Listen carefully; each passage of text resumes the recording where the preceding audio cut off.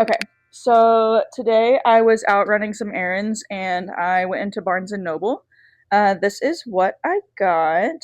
So I got this book called The Bewitching. It is a ghost story in high gothic style. And I'm really excited to read this because this author is Sylvia Moreno Garcia. She is also who wrote Mexican Gothic. And Mexican Gothic is actually the book that got me back into reading. I had kind of been in like a reading rut for like a couple years. I had been reading a bunch of like self-help books and just kind of like spiritual books and things like that. And I was just a little burnt out and I just wasn't really inspired to read anymore. And that is the book that got me into reading again. And I realized I just needed to switch my genre. Like, I now am I was reading two books at a time and then they would both be different like they would be different categories. Like I always have like a mystery or like horror, kind of like a spooky book, if you will, and then some sort of like female lead, like feminist, like real, like autobiographies, like all different types of like just kind of more tailored for women though.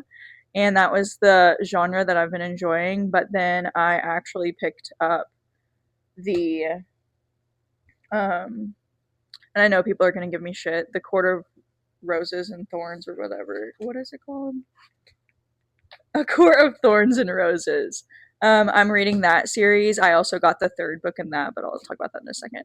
But now I'm kind of getting back into like the fantasy and just really rediscovering the books that I'm into. So I've been trying different random things and yeah, but anyways, whenever I saw this book, it's about three women in three different eras encounter dangerous witchcraft in this eerie multi-generational horror saga from the New York Times bestselling author of Mexican Gothic.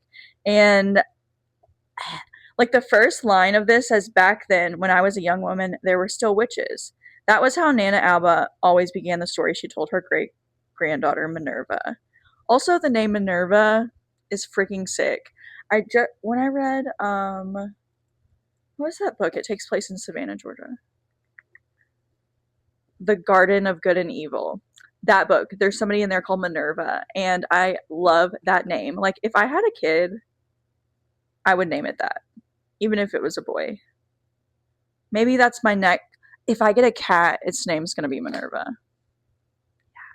Anyways, I'm really excited to read this, and it's also perfect because today is August 1st, and August is usually when my body, my brain, like, I don't know, I naturally will start to get into the out of the summer vibes and into my kind of like natural, spooky, eerie, mysterious like genres. So I'm now allowing Summerween to start.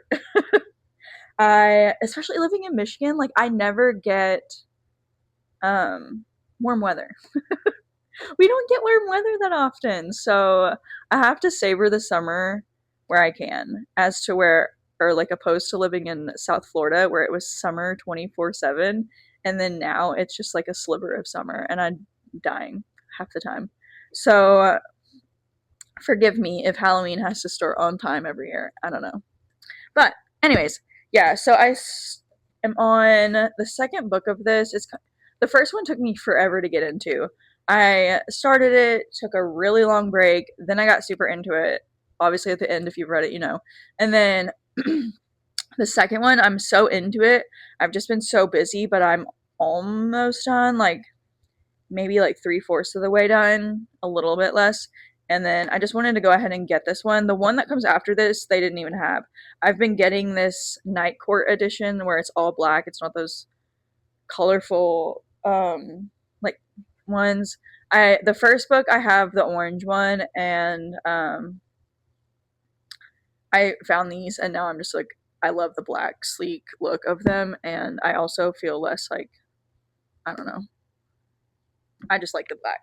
And anyways, the third thing I got, I'm really excited about. So essentially, I went to Barnes and Noble looking for like an astrology book because on my TikTok, I think I want to make a series about astrology. That's what we're talking about. Um, the birds are so cute. But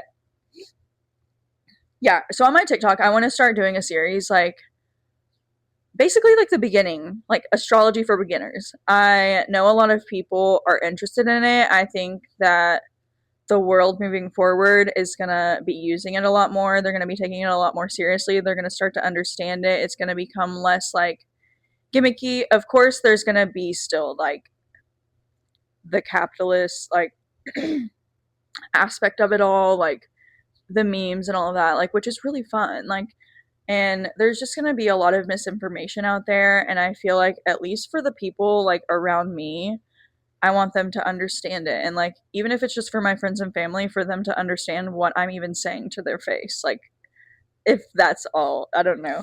But anyway, so I went in there looking for that, and it was just like every book I found, I was just like, I don't really feel like this is something I need to make videos. It was nothing that really spoke to me. I was wanting like something like a guide, but I did find this book, and it's called Cosmic Health, and it's by Jennifer. Forgive me if I butcher this, but Raciopi, Racioppi. I'm assuming it's Raciopi. Raciopi? But it's Cosmic Health, Unlock Your Healing Magic with Astrology, Positive Psychology, and Integrative Wellness. And there were just like, I flipped through some of this, and I was just like reading like sporadically, like in the introduction and then in different things. And I was like, oh my God, I was like, this is kind of like what I've been doing. But the way that she was talking felt very like, get out of my head, or like the same cadence as me or something, and it just felt like, yeah, I need to buy this. And that's exactly how I choose things, is by feelings. And like when I was in Barnes and Noble, I think for like over an hour. I'm just like looking and finding and finding. It's like boom, you see something, it's like, yep, I know this is what I want. And that's how I felt about this. Like there was like a page I flipped to, and I was just like, oh yeah, I have to have this because I need to read this. And if I don't feel like that, I avoid buying books because then they just sit on the shelf, which it doesn't mean that I won't ever read them, but it's something to where it's kind of like buying clothes. Like I just am not trying to be like a hoarder because I love so many things and everything gets me excited, and I'm just so flexible and adaptable, like a little chameleon. And so I could kind of go any which way, and it's easy to get carried away. So if I don't get this, like, oh my God, like I need this right now, like feeling, which is not something I get very often, then I just won't buy it. And I'm totally fine just window shopping and chilling. But this book I'm really excited about, and I'm sure that I will like talk more about it as I start to read it, and I'm probably gonna nerd out on you, but it's just really cool. Like it talks about how to live in sync with your natural rhythms of like the universe, and like using like your cosmic health. It's just like exactly what I do. I don't know. And I'm excited for that. And then I saw this when I was checking out, so I had to get it for Nathan. It's the Spider-Man magazine, and it's Spider-Man Time magazine. The newest movie with Tom Holland and Zendaya just came out. We were gonna see it last night. Obviously it's sold out, and so I'll probably go see it tomorrow. But this is actually pretty cool. I wouldn't mind flipping through this myself because, yeah, I fun fact, used to get called Mary Jane by my 8th grade science teacher. Like he literally refused to call me by my name, and I responded to Mary Jane because he thought I looked like Kirsten Dunst from Spider-Man. And yeah, I don't know, his kid was also in our class too.